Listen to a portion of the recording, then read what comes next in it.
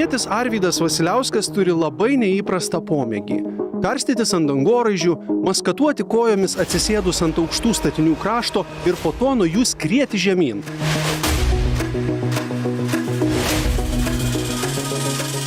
Šokinėjom mes nuo įvairiausių objektų. Tai gali būti pastatai, tiltai, uolos arba radio ryšio antenos.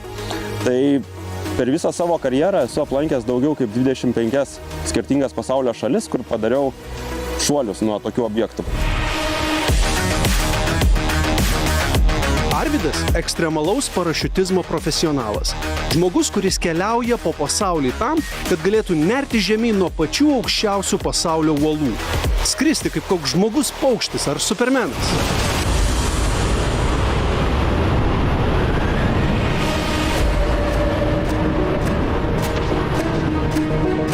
Ten šuoliai nuo uolų, aš kaip pirmą kartą pamačiau ten tą video, tai man iš karto ta mintis, čia bepročiai absoliutus. Tai kaip ten išlaviruot, sakai, kaip ten į tą uolą neįkalt? Taip, tai iš pradžių nuo uolų pradedi šokinėti paprastai, be jokių tenai sparnuotų kostiumų, vadinamų wingsuitų.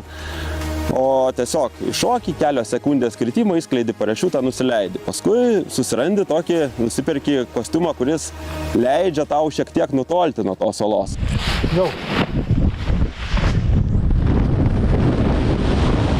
Jei galvojate, kad čia tik kažkoks menkniekis ir visai nebaisus užsiėmimas, tai pabandykite visų pirma užlipti patys. Na, tarkim, ant televizijos bokšto ir pavaikštinėti pirmin atgal. Aukštis tai eina savo. Nu, aukščio aš bijau, bet tikrai aukštai čia yra. Iš tikrųjų, aš tai manau, Gali prie krašto čia prieiti? Galiu. Eik. Galiu, va. Tik virvė, neleidžia prie pat krašto prieiti. Pasirodo, aukštis absoliučiai daugumai žmonių yra labai baisus dalykas. Nes pakilus ir pamačius žemę apačioje už kelių šimtų metrų, mūsų smegenyse įsijungia savisaugos instinktas. Tuomet norisi kristi ant kelių ir ropoti keturiomis, kuo toliau nuo labai baisiai atrodančio prarajos krašto. Nu žiūrėkit, vyras aš ar ne vyras, va tai pasakysiu. Tai va, kai nugara yra taip, tai ta virvė gyvenime neįsideda, žinai. Bet kai tu, bent jau taip nuleisiu kojas. Ekstremalaus parašiutizmo meistras irgi turėjo aukščio baimę. Bet laikui bėgant pažabota fobija tapo gyvenimo būdu, kuris suteikia nenupasakojimą malonumą. Pirmi šuoliai ir man buvo labai baisus. Ten stovėdavai susirakinęs kaip buratinas ir viena kūno dalis sako šokam, o kita sako ne, mes niekur nešoksim. O paskui kažkaip tai, kai darai labai daug šuolių, kūnas pripranta, akis pripranta prie vaizdo ir paskui lieka tik malonumas.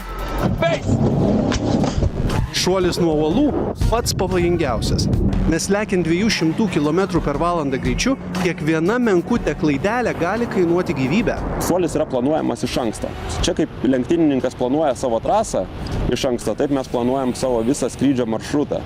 Tai tiesiog žinom aukščius, kiek pražemėjam, nes turim specialius prietaisus, kuriuos naudojam šuolių iš lėktuvo metu. Ir paskui žinom, ar mes iš vis galim praskristi tą vietą.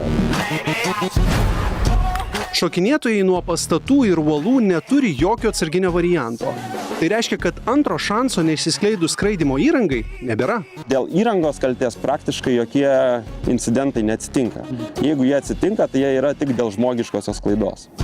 Todėl visai nenuostabu, kad šiame sporte pasitaiko skaudžių nelaimių.